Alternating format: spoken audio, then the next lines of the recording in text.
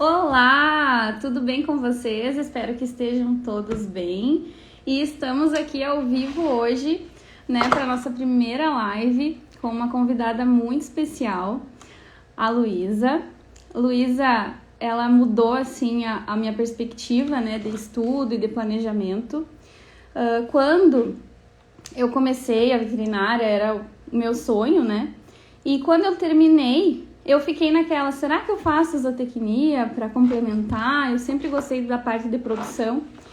E quando eu conheci a Luísa... Oi, tia! Tudo bem? Quando eu conheci a Luísa disse, olha, eu te aconselho a fazer mestrado. E na época a Luísa estava no mestrado, né? Então a Luísa estava fazendo mestrado lá em Chapecó. Eu me vendi, fui com ela para lá, gostei muito de lá. Todo mundo que me conhece sabe o quanto eu recomendo o pessoal ir morar para lá.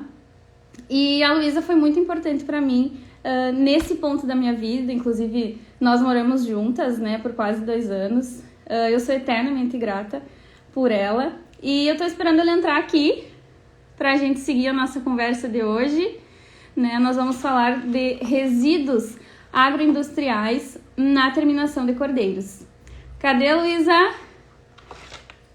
Tudo bem, tia? Oi, Tarek. Oi, Ju. Tudo bem com vocês?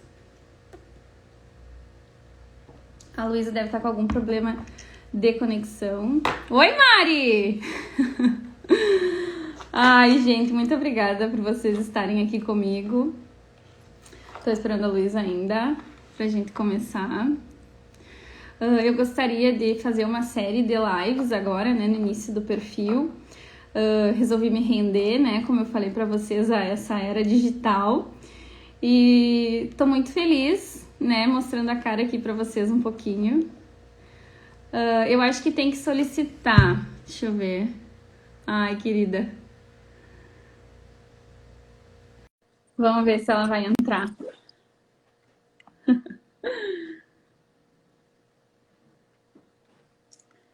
Cadê? Aê! Oi, amiga, como é que tu tá? Tô bem, tô, essas modernidades aí. Ah, vamos lá, vamos lá. Eu falei com o nosso orientador, ele disse que confia em nós para falar desse assunto. Ai, Luísa, dia cansativo, né? Eu sei que tu tava cheia de coisa, passou a manhã inteira em função lá na faculdade. Te agradeço muito por estar aqui nesse momento, né? Eu tava comentando com o pessoal o quão importante tu foste para mim, né? Naquela escolha de o que eu vou fazer agora que eu terminei a faculdade, não sei. E tu foi uma pessoa que me guiou. Então, assim, ó, eu só tenho a agradecer por ter te conhecido, né? E por ser e ter me tornado tua amiga, né? E a gente compartilhar tantas coisas, não posso me emocionar, nesses anos que passaram e manter isso, né? Que hoje em dia é tão difícil a gente manter as amizades. Então eu gostaria, ó, teu pai aí, ó. Eu gostaria que tu, eu te conheço, né? Morei contigo, mas eu gostaria que tu te apresentasse pro pessoal, né? Falasse da onde tu é, como é que tá as coisas aí, tomando um matinho. Apesar aí da grande maioria, eu acho que já me conhecer. Mas para os que ainda não me conhecem, então eu sou natural de Santa Maria, no Rio Grande do Sul. Eu fiz, então, zootecnia pela Universidade Federal de Santa Maria. Meu mestrado foi em produção animal, ciência e produção animal, na Universidade do Estado de Santa Catarina. Onde eu também fiz, né? Também fiz. No mesmo lugar que tu, com o mesmo orientador que tu. Isso, me puxou, né? A guria me tirou daqui, me botou pra lá, mexeu as pecinhas. Eu acho que o mais não entrou no live ainda. Não sei se você vai poder assistir também. Olha o Edgerton, meu fã. Ó, então, e agora no momento eu resido em Curitiba e tô tocando aí o meu doutorado. Voa, né? Federal aqui do Paraná. E é isso. É isso, né, Luísa? Então, durante a graduação, eu queria que tu contasse, né? Porque o foco, assim, do meu perfil é ter essa conversa com quem tá estudando, com quem tá buscando especialização, para ter uma noção do que a gente já fez, né? E o que dá para fazer. Então, queria que tu falasse um pouco da tua graduação, como é que foi. E... queria que tu falasse um pouco da tua graduação e da série de estágios que tu fez, o quanto que isso foi importante, né? Para ti, para ter essa parte prática, adquirir experiência. Conta para nós um pouquinho aí de como que foi esse início, né? Certo. Então, eu entrei na Federal de Santa Maria em 2011 e já logo no primeiro semestre eu entrei no laboratório de Cultura, então, da universidade, e fiquei lá uns 3 anos, mais ou menos. Acho que até um pouquinho mais. E lá participei de vários experimentos. Geralmente tinha, por ano, 2 experimentos ocorrendo.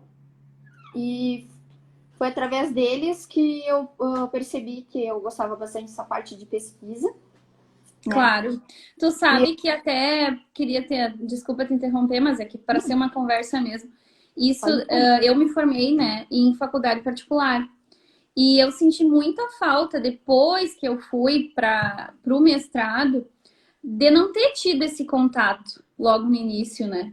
E vocês que estão na Federal, vocês já têm essa parte mais aberta, assim, esse caminho mais aberto de como conduzir experimento, de como trabalhar em equipe, né? De ter essa perspectiva mais pro lado da pesquisa, né? E nós, na particular, em contrapartida, a gente não tem tanto essa parte de pesquisa, de metodologia, é uma coisa mais prática. Então, isso eu senti bastante, assim, quando eu ponto positivo quando eu mudei. Eu acho, para particular, que vocês acabam direcionando mais para a parte profissional. A campo, né? Uhum. E acabam buscando estágios fora e acabam vendo mais esse lado profissional do que a gente, dentro da universidade, às vezes fica muito focado na parte só de pesquisa, né? Sim. E nesses estágios, a grande maioria que tu fez foi na ovino, né? E na forragem. Conta para nós um pouquinho. Na ovinocultura, então, a gente praticamente trabalhava com trabalhos de desempenho dos cordeiros. Sim. Também com experimentos de exigência nutricional. E também fazíamos análise de qualidade de carne desses animais, né? Fora a parte de criação, né? A gente também se envolvia. Desenvolvia, né? Não, e é uma coisa assim, quem tá hoje na faculdade ali, que cursa tanto a zootecnia quanto a veterinária ou qualquer dessas agrárias, né, tem a oportunidade de fazer estágio lá, né? Eles oferecem todo ano, cada semestre renova, né? E após esse período aí de estágio, Luísa, tu foi fazer teu estágio extracurricular fora do país, né? Não, Que é uma oportunidade para poucos, né? Conta para nós um pouquinho essa parte de tu fazer estágio lá em Portugal. O caso é o extracurricular, então, na ovinocultura e na acho que me expressei mal. Eu fiquei 1 ano e desenvolvi o TCC lá. Falando, então, do estágio curricular, eu fiquei 3 meses em Bragança, lá no norte, bem pertinho da Espanha, fronteira com a Espanha. E lá eu me dediquei mais à parte de laboratório, a gente focou bastante, mas também tive a oportunidade de participar de disciplinas do mestrado lá, com o meu orientador, o professor Alfredo Teixeira. Daí lá a gente trabalhou muito com a parte de análise de qualidade de produtos cárneos, tanto de suínos como de ovinos. Sim. E faz foco, e também consegui participar de um curso de ultrassonografia em tempo real. E então a gente podia fazer a avaliação então, dos animais em vivo e na carcaça, né? Tanto a composição tecidual, profundidade de músculo e assim por diante. Essa parte de carne a gente gosta bastante, já trabalhamos com isso. Gosto. E é aquela coisa, né? Tu vai trabalhando, tu vai conhecendo um pouco mais e vai aprendendo, né? Porque a gente não tem como saber. É só indo lá no laboratório, tendo alguém para te ajudar, que tu vai conseguir conduzir, né? E agora vamos para a parte do mestrado, né? Porque eu te prometi 30 minutos. E conta para nós como que foi o teu mestrado, né? Em qual área que foi, e onde que foi, né? Sim. Eu até ia comentar aqui, tem um Vou monte de dar boa gente dando noite boa pro pessoal aqui, o noite. pessoal dando Vamos boa ver. noite. E eu não quero interromper. Não te preocupe, é tranquilo o tempo. Ó, o Sim, seu tamo Francisco bem, tamo bem. Duarte. Deixa eu ver quem mais aqui. Ai, Ó, tem um querida monte de gente Ju. conhecida entrando. Tá, então na parte do mestrado. Isso, a partir do teu mestrado. Como é que foi, assim? A área foi ovinos, né? Ai, travou.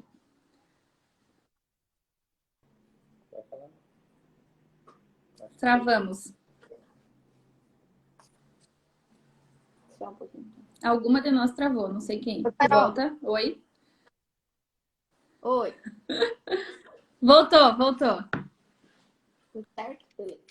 Tá, então eu resolvi sair um pouco da minha zona de conforto, da caixa ali, que é a Universidade Federal de Santa Maria, que eu tive um grande convívio lá por conta da história familiar, que meu avô, meu pai trabalharam lá. Claro. Então eu resolvi ir para outra universidade. E aí foi Não, então tu a quis UDESC. sair, mas não conseguiu ir muito longe, né?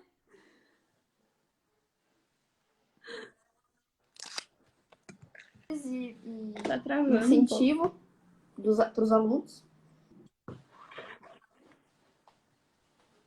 Não, é. Tô subindo, né? Tô subindo um pouquinho. Mas já é alguma coisa. Tá subindo, não sei onde é que tu vai parar, né? Mas tá subindo.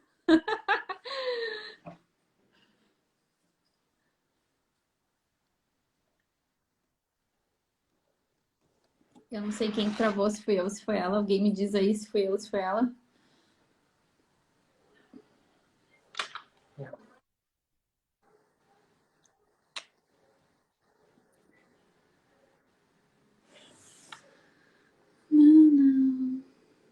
Ela travou.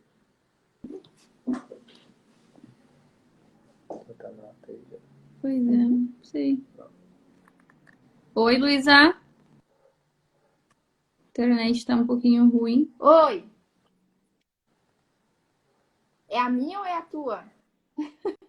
É Não, a tua, mas eles tá, aqui vamos estão. embora. Vamos dali.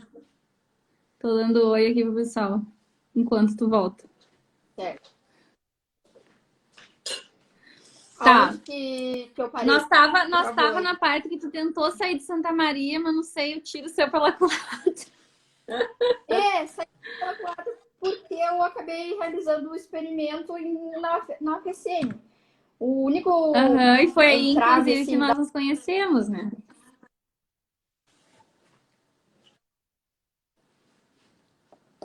É a internet.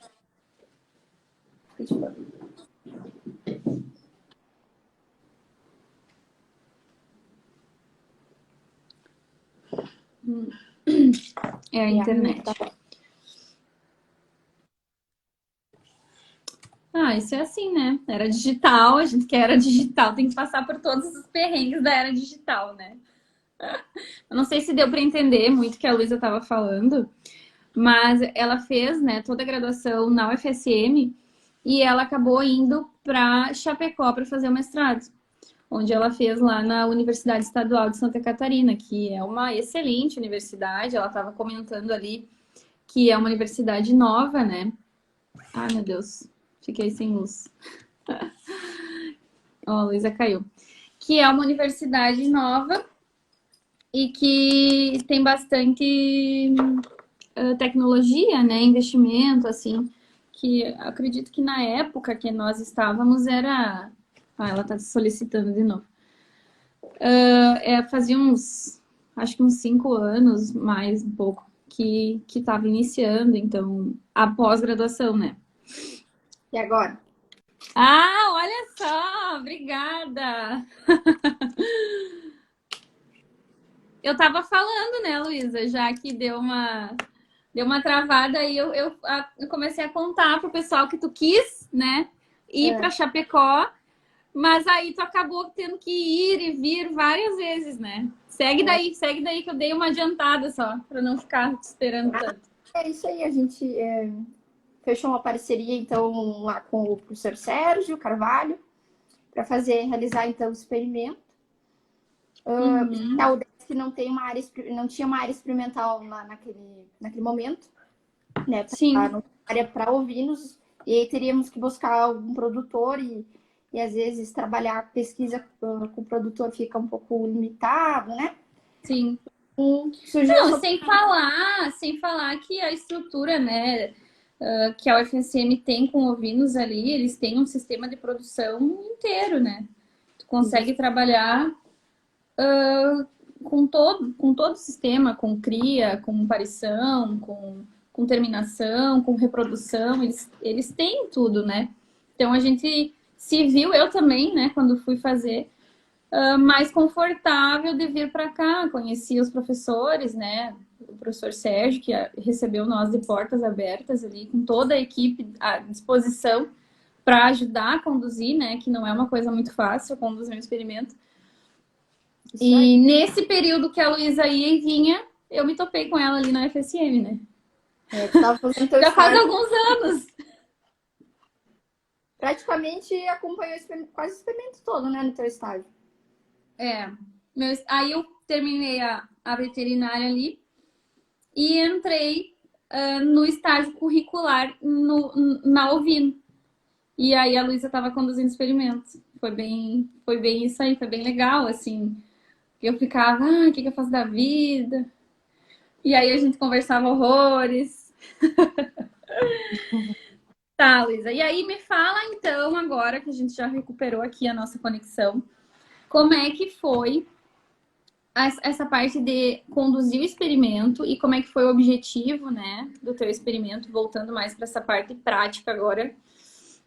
Fala um pouquinho para nós aí de qual foi o objetivo da tua pesquisa ali na Ovino.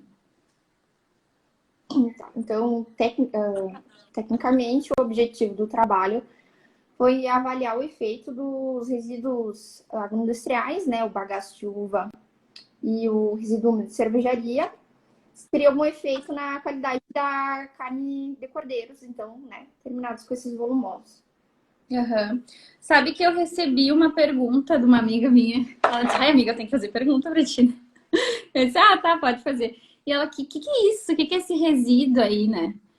Aí, Luísa, eu vou deixar pra ti responder a pergunta da Rai. O que é esse resíduo? Esse resíduo agroindustrial aí que tu trabalhou? Então, o resíduo de cervejaria seria, então, o mostro, né? É o que fica de sólidos depois do processo de fermentação, então, da cerveja. O nosso resíduo, ele foi adquirido numa indústria próxima, lá do laboratório, né? Sim. E ele principalmente tinha, assim, de composição as sementes de cevada e cascas, né?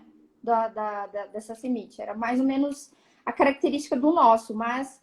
Ele é bastante úmido, né? Eu lembro que... Ele pode variar conforme a indústria, né? E em relação, assim, à nutrição, né? Quais as propriedades desse resíduo, né? Que ali as dietas, a base concentrada delas, né? A base farelada delas era praticamente a mesma, né? Isso, era o concentrado. E são as convencionais, né? Isso, é um concentrado... Então, a porção concentrada era um milho quebrado, um farelo de soja e calcário calcítico na formulação então, do concentrado, e era fornecido um sal mineral à vontade. E água também à vontade nas baias. E aí, esse resíduo aí entrava, né, na fração volumosa da dieta, né? Só que eu lembro que ele era bastante úmido. Esse é um dos resíduos, né? Isso. Aí, conta para nós, Luísa, um pouquinho de como que era o armazenamento do resíduo úmido de cervejaria. Ele era armazenado, então, em silagem de trincheira. Então, pela umidade dele, ele se autocompactava. Só que a gente tem que ter o Ele era cuidado. bem pesado, né? Isso é só de Eu lembro que para tirar ele do silo lá era... Nossa, gente, pena água para tirar. O grande problema é a concentração de água, né? Que ele tem. Uhum. Então, a gente tem que cuidar dessa questão do escoamento do líquido, né? Porque senão acaba apodrecendo e não prejudicando a silagem, né? Do Claro. Mas ele pode ser pré-secado também, se for utilizar. Só dá um manejo a mais, né? Isso. Porque ele, no caso, ele vem da indústria úmido, né? Úmido. E aí, para fazer essa secagem aí, tu tinha me comentado que era em lona, né? Isso, pode ser em lona, para fazer ele como pré-secado. Ao sol mesmo. Uhum. Bem legal. E ele... Como? A gente usou a silagem, no caso, só para não confundir o pessoal. Que o que a gente utilizou foi silagem, então, do resíduo de cervejaria. Isso. Tá. E o outro resíduo que eu gostava muito, que ele tinha um cheiro muito bom, é o resíduo de bagaço de uva, né? Conta para nós um pouquinho aí de como que é esse resíduo, né? De onde que ele vem. E as propriedades, assim, a propriedade física que tu tinha me comentado, que era o talinho, né? As cascas, as sementinhas. Fala um pouquinho para nós. O nosso bagaço, ele foi adquirido também na região, que é ali a Quarta Colônia, né? Tem bastante produção de vinho e também de suco de uva. Ele era composto por 3 variedades de uvas, né? O Couderc, Sable e o Bordeaux. E então esse material, depois de extraído, então, o líquido para fermentação, para a produção do vinho, Dos sucos e vinhos, enfim. Então, a gente usava, então, esse resíduo é composto por casca, por engaço e sementes, né? E aí tinha diferentes tamanhos de partícula. Aí a gente feito a imagem dele, né? E foi ensilado. E aí, para a gente utilizar ele no experimento, a gente acabou armazenando eles, então, em bombonas plásticas. E para quem não sabe, aquelas bombonas é o tamborzinho aquele azul, sabe? Que tem as alcinhas do lado com uma tampinha, porque é importante que fique bem vedado, né? Que não entre oxigênio, porque ele tem uma relação com o oxigênio que ele fica com um cheiro muito forte de acetona, né, Luísa? Sim, esse foi Eu lembro que tinha um cheirão, assim. Uma característica. E também, se ele não for bem vedado, bem prensado, ele acaba criando alguns molos, né? Fungos e tal, mas não apresenta tanto isso, não. Mas não, o importante se comportou bem em todo experimento, né? Isso. A nossa maior preocupação foi a questão do cobre, que é usado muito, né? Como na produção de uva. Sim, mas o cobre causa intoxicação, né? Uma concentração considerável que fosse intoxicar animais. Então, de usar ele sem usar algum aditivo como molibdênio para tentar capturar o cobre para que não seja absorvido, né? Para evitar, né, esse possível problema, né? Mas no final não precisou, né? Utilizar. Não. Não, né? Não precisou. Tá. Não por tanto tempo que usaram no confinamento, né? Não foi... Foi bem rápido, né? Sim. Foi bem rápido. Luísa, e vamos falar um pouquinho, então, para o pessoal das vantagens, né, de utilizar os resíduos agroindustriais na alimentação animal E não entrando em questão polêmica, mas também para falar que esses resíduos eles não seriam utilizados para fins, por exemplo, alimentícios nossos, né? Então que não tem essa competição, né? Do A Ju perguntou: esse bagaço de uva teve algum problema em relação ao tanino? Não, eu Não, não não vi teve, né? tanino, mas teve outro experimento do professor Laerte com o Diego Vargas que Aham, eu lembro do pessoal comentando, mas eles não avaliaram estava lá. tanino, a questão do tanino, sim. É, Mas teve alguns animais eles perderam alguns animais, né? Mas perder isso é é que o importante tanino é comentar. bom para indicação de metano, né? Então, Aham. É importante a gente comentar aqui, que até estava passando, que sempre que o produtor quiser utilizar esses resíduos agroindustriais, deve ser realizada uma análise, né, bromatológica desses resíduos, para verificar, né, se está tudo ok, se é possível substituir, né, algum ingrediente e utilizar eles com segurança. Trazer lá o zootecnista, chamar a Luísa, né, para ver se tá tudo ok, para fazer uma dieta total lá. Então, não sair usando assim a lo louco, porque pode ser que dê algum problema, né, em ovinos, intoxicação, enfim.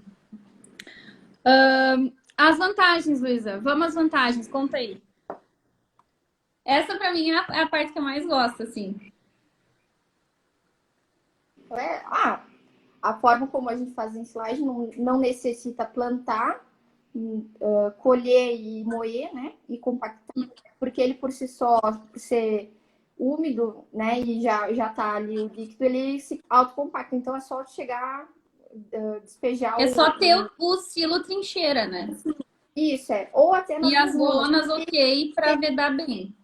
Isso, sempre tendo cuidado de tentar drenar o líquido, né, que fica, que fica então só as partículas ali das sementes, das cascas, né, tanto do resíduo de cervejaria quanto do bagaço de uva. Uhum.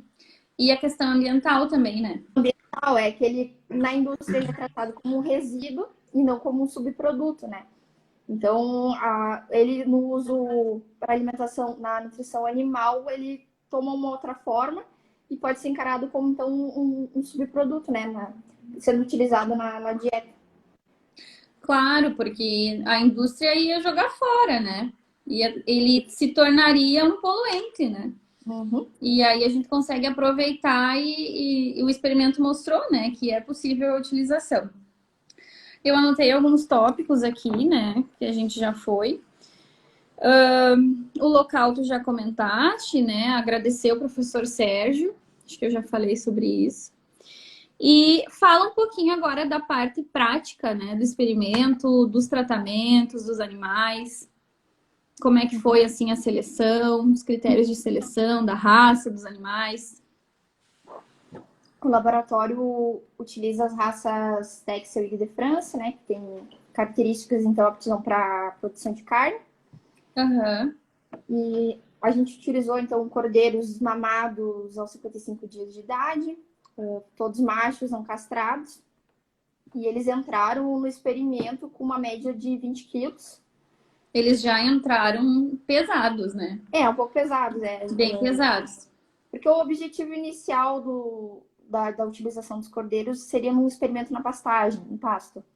Que a gente ia testar um creep feeding com resíduo de cervejaria.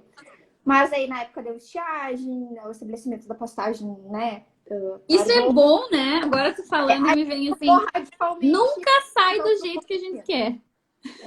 foi pro confinamento. Sempre acontece alguma coisinha assim, mas no final dá tudo certo, tá, pessoal? Então, o trabalho foi em conjunto, né? Essa ideia que eu falei da pastagem seria a tese do Robson, que foi então o doutorando que eu dividi o experimento do confinamento, e ele ficou com a Sim. parte de desempenho dos animais, comportamento digestivo, digestibilidade, a parte também de avaliação de carcaça. Ele analisou toda essa parte e eu fui mais então para a parte da qualidade de carne mesmo. Sim, né? Então, falando um pouquinho dessa relação aí, determinação, né? A gente vê, ó, teu pai aí, ó. Se der tempo, gostaria de saber se houve diferença significativa, né? Bem prof, nas análises de carne desses cordeiros. Não, a gente vai chegar lá, a gente vai chegar lá. Geralmente, então, a gente vai levar para terminação de 60 a 90 dias. Isso tudo vai depender da dieta, né? Era uma coisa que se esperava, né? Que esses animais se aprontassem antes, né? Porque eles entraram pesados. E o critério que vocês utilizaram, né, para determinar que eles estavam acabados era o peso, né? Isso, 35 quilos, ou 60% do peso adulto, né, dos animais. Aham. Isso. Então, basicamente o experimento teve um período curto, né, Luiz? Assim, tipo, não foi 90 dias, né? Foi menos? Foi menos, mas Não exatamente assim, mas foi menos que 90 dias, né? Isso. Eles atingiram. Eu lembro que nós estava lá e, meu Deus, eles estão atingindo muito rápido o peso. Isso é até uma coisa que tu tinha me comentado das gramas por dia, lembra? Sim. Como é que era isso? Que a parte não foi bem a minha, né? Foi a do Robinho, Sim, mas sim. e os animais ganharam mais peso no bagaço de uva, recebendo o bagaço de uva como volumoso. Né? Se previa, né, de ganho 200 gramas, né? E foi bem mais que isso, né? Mas A isso assim, ó, se dieta foi vocês 2 gramas de ganho de água, mas acabou que eles ganharam mais no bagaço de uva. Isso foi o que salientou na época, né? Mas na tese do Robinho tem melhor descrito. Uhum. Isso a gente até pode, depois, quando eu salvar a live, eu faço anexo da tese dele. Uhum. Luísa, fala um pouquinho então de como que foi dividido esses grupos, né? Foram 3 grupos, né? Foram 3 tratamentos, todos com a mesma relação isoproteica e do FDNF. Sim, As dietas, então, volumoso e concentrado, em que o volumoso eram os resíduos agroindustriais e a silagem de sorgo como convencional, né? O controle para a gente comparar. uhum. Tá. Então, 3 grupos, né? O concentrado era o convencional, né? Farelo de soja, milho quebrado, né? Isso, Tu já calcário, comentou isso, né? já. Tá. Luísa, então assim, ó, a parte de desempenho foi a parte do Robson, né? Eu peguei algumas coisas aqui só para trazer para o pessoal, porque o desempenho é o que o produtor mais, digamos assim, que é o que ele vê, né? É o que ele mais vê ali e enche os olhos. Em relação a isso, eu li, né, na tese do Robinho que eles tiveram, com a utilização desses resíduos, maior ganho médio diário, né? Eles também tiveram uma melhora na conversão alimentar. Se tu quiser explicar um pouquinho o que é cada um, Luiz, pode me interromper. Não? Tá. Também teve um bom consumo, né, desses resíduos, teve uma boa aceitabilidade e palatabilidade também, né? Porque se você Oi? sentisse o cheiro. Tá travando. Mas eu acho que é tu que tá travando. É Tá que aí? o teu parece para mim. Por isso que eu acho que pode ser o teu, mas nunca vamos saber, Eu né? não sei. Tá, então teve um consumo muito bom. O cheiro da comida era um cheiro bom, assim, sabe? E aí, Luísa, já que eu resumi rapidinho o que tem a tese do Robinho, vale a pena, assim, para quem gosta dessa parte de dieta. Eu vou deixar ali para vocês. Mas vamos para a parte da Luísa, né? Que é a parte de análise de carne, que ela sempre se envolveu nisso, fez estágio nisso, gosta disso. Então fala para nós aí, Luísa, essa parte de avaliação de carne, o que tu avaliou? Oi, peraí, tá travando. Então, basicamente, a gente avaliou o perfil lipídico da carne, também questão de características físicas e químicas, e a parte Aham. de vida de prateleira, que é um tempo de estocar, né? Seria simular uma gôndola do Aham. supermercado Que é uma todo, né? coisa bem importante pro consumidor, né? Isso, mas a minha Comprar análise um não produto que não tenha nenhum gosto de ranço ou é que tenha uma aparência, né, que não seja tão agradável. isso. E daí, dependendo do período que ele fica ali, Ele pode perde mesmo. não ter os aspectos não desejáveis para o consumidor, né? Então, Uhum. pelo bagaço de uva e o resíduo úmido de cervejaria conter compostos fenólicos ou antioxidantes, a gente poderia ter algum efeito de prolongamento, então, dessa carne na gôndola. Vocês hipotetizaram isso. Hum? E vocês hipotetizaram que através desses compostos bioativos na alimentação, isso passaria para a carne e chegaria ao consumidor. No caso, a hipótese maior, a hipótese do meu trabalho é que os resíduos não afetariam negativamente a qualidade da carne, né? Aham. Então, foi características, então, cor, pH da carne, a textura também da carne a gente avaliou. E aí, dentro da vida de prateleira, a gente a gente não fez tantas análises profundas, como microbiológica, né? Aham. Mas mais a Foi. parte de compostos fenólicos nos alimentos, então, para determinar quantos compostos tinham. Aham. Também o T-bares, índice de oxidação lipídica, Sim. a cor da carne e o pH também da carne ao longo do tempo, então, de estoque. Né? E essas questões aí que a Luísa falou, é um mundo novo, né? Para quem está entrando na pesquisa. E a gente segue valores de referência, né? De outros pesquisadores que vieram antes de nós, que eles colocam, né? O que já foi visto, né? Para raça ou para categoria animal, para aquela idade. E aí a gente vai fazendo comparações e vendo se a alimentação interferiu ou não nesses parâmetros, né?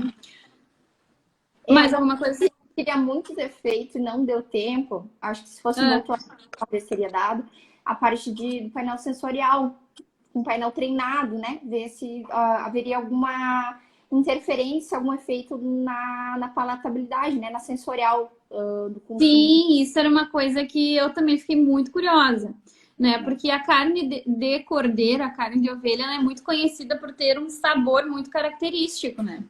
E esses resíduos eram resíduos muito fortes, né? A gente sentia ali o cheiro da uva, o cheiro da cerveja. E uma pena não ter feito sensorial, né? Para ver se realmente a gente É, tinha uma carne mais saborizada. faltou um pouco Meu de. pai, meu pai tem capim-limão na propriedade lá, né? E aí ele disse que a carne da ovelha dele tem gosto de capim-limão. Luísa, eu tive uma pergunta aqui, tá? A gente já vai entrar nela, mas eu queria, para concluir essa parte dos teus resultados, o que tu achou assim de mais interessante na utilização desses resíduos para terminar os cordeiros? Uhum. Na questão do perfil lipídico, eu acredito pelo tempo que eles consumiram, não teve nenhuma alteração do que já é Seguiu referência um perfil lipídico que era esperado para esses para animais. a categoria. Aham. Mas o que chamou bem a atenção foi a questão da cor da carne, que ela se manteve. Então, os índices Sim, porque de a uva tem uma cor bem forte, né? os índices de amarelo e vermelho foram melhores pro resíduo pro bagaço de uva, foi superior. E, Aham. e também na questão da oxidação lipídica também. Houve uma redução da oxidação lipídica com o uso do bagaço de uva. em Tá, comparação aos outros explica dois o quesitos. que que é isso, né? Explica aí, porque senão o pessoal acho que não vai pegar muito bem O quê? essa parte da oxidação aí. O quanto que a oxigenação vai interferir na degradação ali da Da gordura. gordura, que é o ranço que a gente fala popularmente, né? Eu acho que isso é uma preocupação, né? Porque a carne de ovelha ela é muito taxada como tendo um sabor mais forte, né? E aí não teve uma alteração com a utilização desse resíduo. E uma coisa que tu não comentou aí é a tua vida de prateleira, né? Que tu tinha falado pra Mas mim. é a farsa. A oxidação Fala um pouquinho lipídica, aí. ela é dentro, porque assim, a vida de prateleira são várias análises dentro, então a gente conclui que o tempo da estocagem, qual desse período apresentou melhor, né? Sim. Na vida de prateleira foi analisado então a cor, pH e a oxidação lipídica. Também poderia avaliar a questão de proteína, mas eu não consegui avaliar, fazer avaliação. Tá, mas aí Foi que é que eu comentei que a oxidação lipídica, ela retardou, o bagaço de uva retardou, então, essa oxidação. esse Né? processo Lá a de, partir do... digamos assim, para o pessoal entender, de deterioração, né? Isso, Só para o pessoal oxidação. entender, a carne, ela se manteve mais dias com as características ok com a utilização do bagaço de uva. E isso é uma coisa interessante, né? O período de estocagem foi de 12 dias em refrigeração. Então, a gente Uhum, avaliou a cada 2 dias, a gente fazia, então, as avaliações da carne, dos bifes. né? Foi um resultado assim que surpreendeu, né? E Já isso era, já se deve aos compostos, né? Os compostos fenólicos que estavam presentes. Luísa, eu tenho uma pergunta aqui, que na linguagem do produtor, né, o resultado final dessa hipótese do teu trabalho gera lucro, né? Que o produtor quer lucro. Sim, se for Isso pensar é em uma questão de coisa que a gente tinha conversado, né? Tipo, que é, nessa pesquisa a gente não avaliou a viabilidade econômica, né? sim. Mas se for fazer uma coisa mais chutar verde, digamos assim, o resíduo teve, o bagaço de uva teve então, um desempenho superior aos outros dois Os volumosos, né? animais ganharam mais peso, né? Em É menos bem mais tempo. desesperado, é isso. E, então, eu Aham. acredito Ou que seja, eles esse ficaram menos tempo confinados, né? não, mesmo, não, ganho de peso mesmo, o Carol, não foi tempo. O ganho de peso deles foi superior. Então, o ganho médio diário deles foi bem maior do que o do resíduo de cervejaria e da silagem. Mas A eu silagem acho convencional, que de soro. de produzir o alimento para o animal, até o momento, para não virar uma glicerina bruta aí, que depois o pessoal quer comprar e aumenta o preço, o momento eu acho que ele é uma opção mais viável, mais barata do que fazer uma silagem convencional de sorgo ou de Sim. milho. Porque tu tem toda Né? a Porque demanda de produção, vamos né? vamos pensar da seguinte forma, né? Tu vai ter que preparar a terra, tu vai ter que plantar, tu vai ter que comprar sementes, tu vai passar pelo processo de chove, nasceu, não nasceu, tu vai ter que colher, né? Tu vai ter que ter uma mão de obra qualificada para isso, alguém que saiba fazer isso, e tu vai ter que acondicionar de uma forma correta. E quando a gente fala de um produto que vem da indústria, né, pronto para utilização, que é o caso do resíduo úmido de cervejaria e o bagaço de uva, a gente tem que pensar também que pode ser que seja uma opção. O que acontece muitas vezes? A proximidade, né, que a gente comentou, do local de fornecimento. Eu acho que a gente não comentou com eles que a gente ganhou esse resíduo, né? Tu ganhou, no caso. Foi só Sim, vocês pagaram, na verdade, o transporte, né? Porque era isso. para fins de experimento, né? Então, o X, assim, hoje a gente não sabe para dizer para vocês o certo preço que tá o resíduo e o bagaço de uva. Eu acho Mas que vai depender. provavelmente é doado. Não, eu lembro que, no que a gente, na conversa, quando a gente foi buscar, o produtor não sabia o que fazer com aquilo, então Sim, ele foi ia colocar fora, né? E aí ele acabou doando. Aí eu lembro que foi o custo assim foi de transporte ali e o silo e fazer o silo, né? Então depende assim, se tu tem um lugar que faça essa produção de cerveja ou de uva próxima, né, que compense essa viagem e que se equivale ao que tu vai gastar para fazer uma silagem do zero, né? Com toda essa mão de obra que eu comentei antes. Então, o Gibran aqui. Gibran também ajuda bastante gente lá no laboratório, né? saudade dele, querido. Daquele suco de limão que ele faz, principalmente. Ah, é. Tá E ele morando. quer saber se o bagaço de uva deu gosto na carne, né? Dá por Isso, muito tempo. a Pode, gente comeu essa carne, né? pode apresentar. Luísa, nós já estamos em 40 minutos e eu queria te perguntar, assim, a tua opinião pessoal de como que é viver esse mestrado aí, de realizar tudo, de ter a ajuda dos estagiários, de ter essa convivência, essa rotina, né, de ter essa divisão aí de conhecimento comigo, lá quando eu estava sem saber o que fazer. Conta aí para Ah, nós os teus sentimentos em relação a isso. Vamos incentivar esse povo a fazer uma pós? hoje em dia eu não sei, mas tudo bem. É situações e situações. O meu mestrado foi muito gratificante e eu acho que eu escolhi muito bem o meu tema, o meu orientador também. Foi muito acertado e Jusemar principalmente. queria estar aqui porque ele estava numa banca. Ele nem Ai, entrou na live.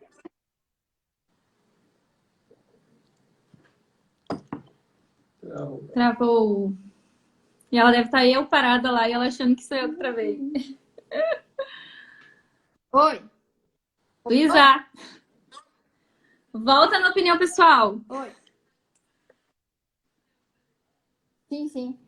Não, e comentar aqui, principalmente também aonde eu executei o meu experimento, se não fosse a rede de apoio que a gente tem dos estagiários, da própria pessoal da pós-graduação, a gente não consegue desenvolver uma pesquisa, né? É muito importante Não, a gente não faz nada sozinho. essa rede de ajuda que a gente tem, né? Bom, tu mesmo sabe que eu precisei muito da ajuda no laboratório, mesmo Bah. na experimentação a campo. E Então, assim, ó, esse contato falando que com as pessoas é muito importante, né? é muito importante. E é o que está fazendo falta hoje, né, na pós. Não, E não é assim, vai me ajudar a tratar os animais, vai me ajudar a fazer alguma coisa prática. É ter o contato com a pessoa ali, né? É conversar, é dizer, cara, hoje não tá tão bom, mas amanhã vai dar tudo certo, né? Para às mim, vezes assim, a parte de prática de execução não foi uma coisa, mas ter alguém ali que te diga, calma, vai dar, respira. O Jusemar, ele nos via e dizia, calma, gurias. Né? Olha, deu é fã. Deu fã. troca de conhecimento, né? É muito importante ter o pessoal em volta para a gente ter essa troca.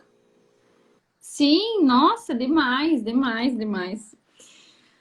Luísa, só tenho a te agradecer por ter entrado na minha onda blogueirinha. E valeu, tu sempre vai ser uma pessoa assim que eu vou lembrar com muito carinho, com muita gratidão por tudo que tu fez, pelo teu guia, assim, que foi assim, ó, uma luz para mim mesmo. Só tenho a agradecer. E conta pro pessoal aí, Luísa, o que tu tá fazendo agora da vida? No momento, no doutorado, quase pro Olha, final, ela quis ir mais para longe, agora ela tá em Curitiba.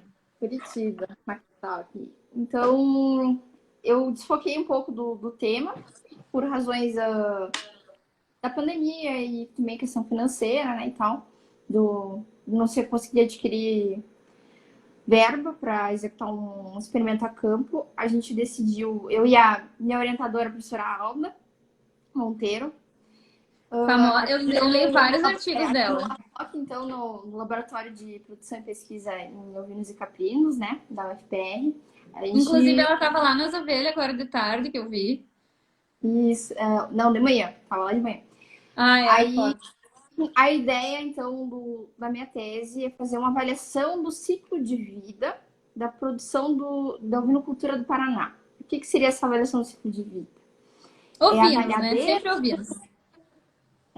Desde da parte do nascimento dos animais, então, do berço, até o peso ao abate deles, até eles estarem prontos para o abate. Então, seria do portão da fazenda para dentro. Né? A gente vai avaliar todas as etapas, então, de produção, desde o transporte de insumos, a parte da gestação das ovelhas, a alimentação delas, o quanto de gases que tem nessa produção. A gente vai tentar identificar qual etapa que se gera mais impactos ambientais, né? Da produção, então, Inclusive, esse é um tema muito atual, né? Que todo mundo está comentando e salientando, né, essa questão. Do ciclo de vida, ela aqui no Brasil, ela já está sendo muito utilizada na parte de bovinocultura, de corte e avicultura. Na parte de ovinos, no Brasil, ela é bem recente, assim. Eu não sei se tem outro trabalho simultâneo sendo realizado em ovinos. Mas no mundo, assim, existem muitos trabalhos na Austrália, na Suécia, Espanha, na grande parte da Europa já tem trabalhos de avaliação do ciclo de vida, não somente da parte de produção de carne, mas também da produção de lã, né? Então, estamos entrando aí numa área nova, né? É um desafio novo, né? É sair da zona de conforto ali de trabalhar com carne, que a gente adora, e desbravar um mundo novo aí, estudar. Com o animal, né? Eu tô trabalhando com dados, com computador, então é uma coisa bem diferente que eu estava acostumada.